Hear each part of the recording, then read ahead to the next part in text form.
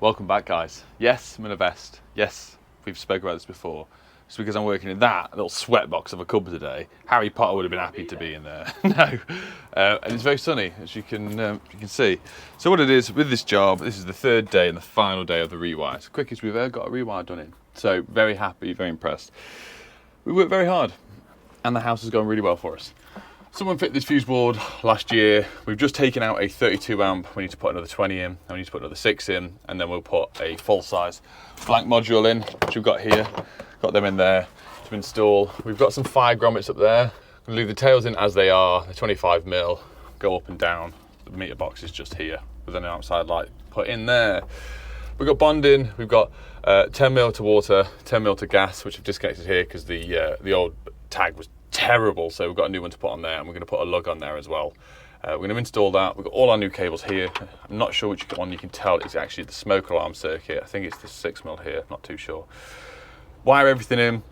We'll give it a good test. We'll run through testing with you as well, with some IRs, with some R1, R2, with our new R1, R2 link leads that we got from Super Rod, which are very handy. I wasn't too sure to start with because the magnet was a bit like, oh, is it on, is it off? So we managed to do a reading, which I'll show you on this one, where we just link through like the old way with the croc clips, and then we use the R1, R2 link lead, and it was exactly the same. So it's awesome. But the Flexicon, like I said before, man after my own heart, who fitted this. Nice, delicious, awesome. But some 5 grommets in there. We've got one that is trashed, and 2 of them. I mean, that one up there that's gaping reminds me of something, but I can't say it too loud. And put the smoke alarm back in, but we're going to put a new cable in that. So we've got all brand new cables, all new colours except for the tails. So 5 grommets, assorted ones. We're going to pop them old ones out, put these new ones in. We'll just do a slit so it's a bit more fire, not resistant. Fire catching, yeah, that's the word. That's the right word. So we'll pop these ones out now. Most of these once a bit. Oh, actually came up quite easy. Oh, okay then. It isn't going to do a lot, is it, if there is a fire in the board? I like the idea of them, but once they get like that, fires can just escape. So you can see with this one, with the tails going through, it pierces it through nicely and it stays the same. But obviously once removing loads of old cables existingly and putting new ones in, it's never going to sit properly again. We'll pop this one out as well. I'm going to regret this because I know how much of a pain in the arse they are to actually hammer in place. And we've got a piece of wood above it, so I could be cursing myself very shortly. This is what I mean, right. Lovely little lid there. Trying to push this in here. Normally, you hammer them in, but we have an 18 stone man here.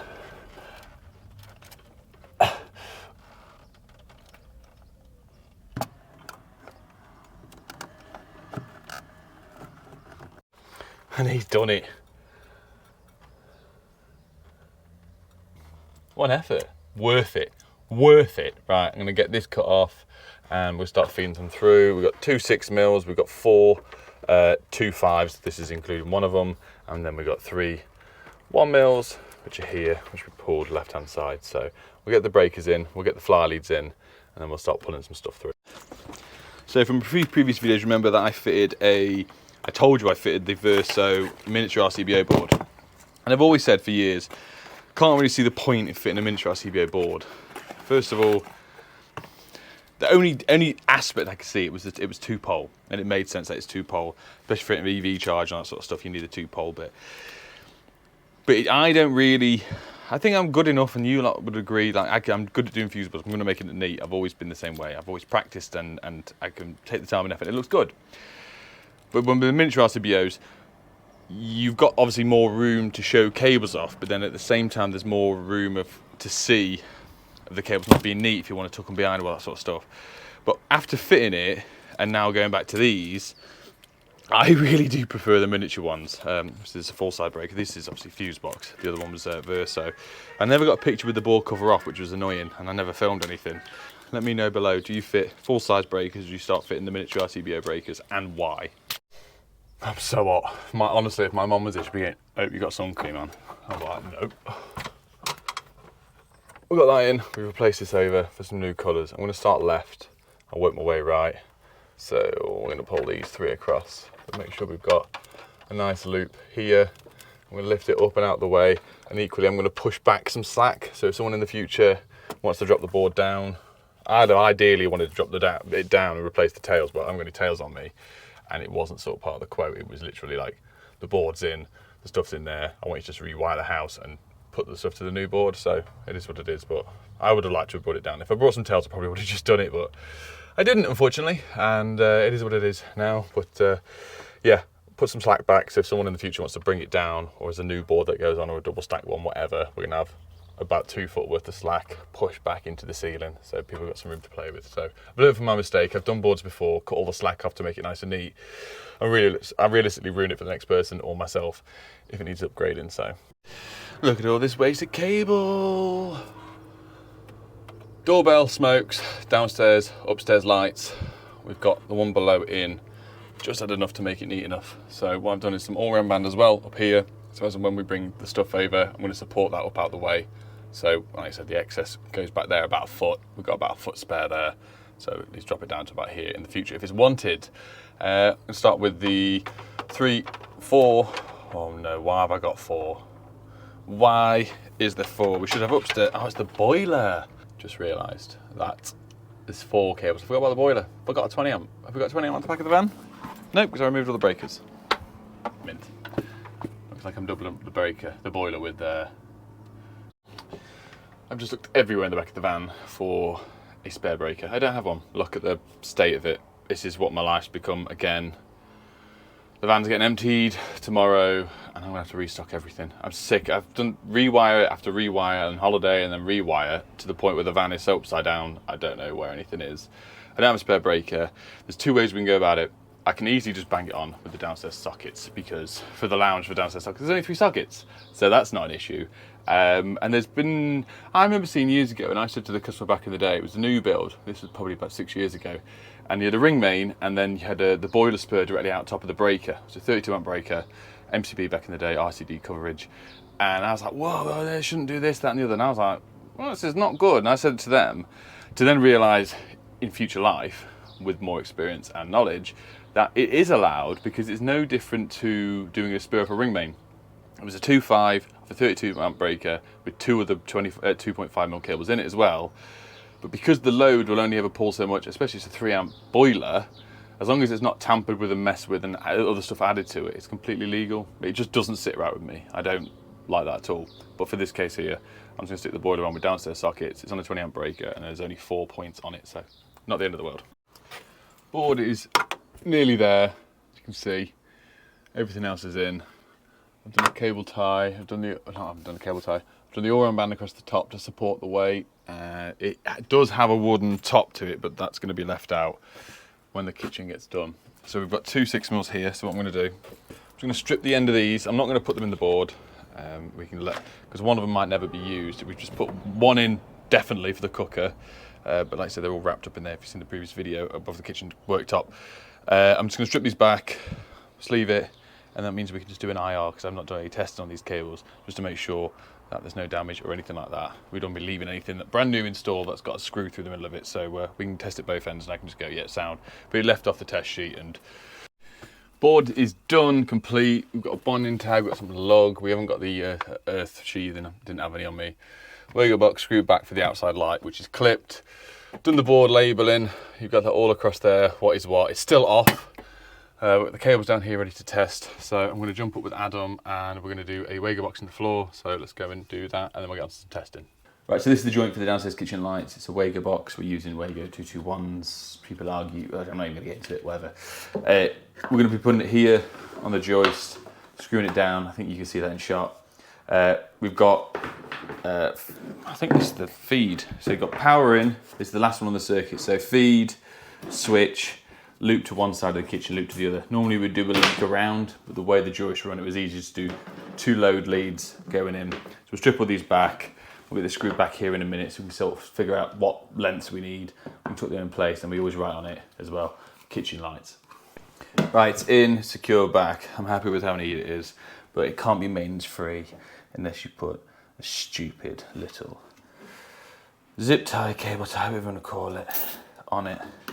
And I've made it blue, so everyone that ever sees this can go, oh, there's a cable tie on that, it's maintenance free, and get a bit of blood flowing, but yeah, voila. Okay, we've done everything everything other than power the board up and test. So we'll hoover, we'll put away. Look at this, hours of work. And Adam didn't touch the hoover once, so I don't even take credit for this time. I was in the loft though. He was in the loft, so allow that. Allow it, Adam. Testing, we've just got our ZE, our PFC, and now we're going to go on to our continuity. So we're going to do our dead test. We can do IR first if you want. Oh, and we've already done the bonding. Bonding's done, happy days. The existing bonding was over, and I've just double checked it. It's a plastic pipe anyway. So, anyway, we're going to compare the R1, R2 link lead, like I said, compare it to our old traditional way. So Adam's going to get me a plug top. If you don't know what I'm on about, Adam will get it set up and I'll show you what I mean. Right, so what I mean is, traditional way was the Q-Tech crimp through crocodile clips. 2 crocodile clips. So you take the live out, you clip it on one end, and then you clip the other end on the earth bar. This one clips on the earth bar, but it's got a magnetic tip. There's 2 tips. There's a red lead, which is down there, and a yellow lead, and this just magnetizes to it. So obviously the breakers are off. We just turn around, put it on it. But first of all, you link that through. Don't they need to go on there like that? And just when your mom's gone. And this is another cool thing from Super Rod, which is this. I had one before. Sean Cablesmith made one years ago. Surf Bay Shark from Instagram used to make them, and he's teamed up with Super Rod. It's the same with the R1, R2 link lead. He used to have this, and they've teamed up and made the products a little bit better with wider reach. So this also zeros my plug top, like so. That's loud and annoying. Just Adam's. This is for people that like Adam. Like I just kept saying to him earlier, he was on the loft. How hairy your legs are all the way up. Your mum loves it. She goes like this. Oh, look at that! Mate, I don't feel pain. It's fine. That's a lot of hairs. I will sell them hairs to someone with the highest bidder in the comment section below. So Adam's there, linked through live and the earth bar. So we're going to get reading on that. Okay, we've just linked it through. This is the furthest one. There's only 4 sockets in here on one circuit, which is 2 there, 1 there, and 1 here. There's 0.56. Let's just do the old. Okay, so we've got 0.58. Okay, put the R1, R2 link lead on for me, mate, please. That's that on that. Adam, do you just want to just demonstrate, pull it in and out? There we are. Yeah, you see how magnetic it is, look. Oh, that screw's loose right there. There we go. Is it in? Yeah. So it's going to stick it on that, and we'll see if the reading is the same. See? Exactly the same reading. So my concerns, just what I saw about it years ago, was the magnetic tip wasn't properly on it. It wasn't a good enough contact to get a good continuity, but it's exactly the same as crocodile tip. But it is exactly the same as the crocodile clip, which clamps down onto it. So I like it. It's a good time saver. Some people moan that there's other parallel paths with the earthing arrangements and whatnot, but that's up to you. In my eyes, it helps you do the job quicker, and it's a little gadget in it, little treat. If I can find it, I'll put the link down below. If not, I'll put it in top comment. And one last thing before we go, I want to show you upstairs, all swept, all tidy, all filled. I want to show you the Armeg plugs. Purchased myself. Happy with that. I'm not 100% sure if you're meant to run a bead of silicone around to keep them in place, but the customer's more than capable of that. He's going to screw the floor back down anyway. He's asked us not to do it, so it's what it is. This bathroom was pitch black before we put the downlights in. New extractor, you can hear it roaring away. Adam's just covered the hole up because it'll stop the dust coming down. We've got mirror feed written in a box here, as and when that wants to go with the new bathroom. Couple of plugs in here, happy with that. Flooring back down. Like I say, we CT1'd all these back in together yesterday, so they can be plastered over and plugged up there. So, all dandy. It's been an enjoyable job. 3 days for a rewire, could have done it in 2.5, but it's very hot. Last thing is, close all these windows down, and we can go home. So thank you very much for watching. Enjoy your evening. Hit the like button if you haven't already, that'd be great. We'll see you next time. Love you, bye.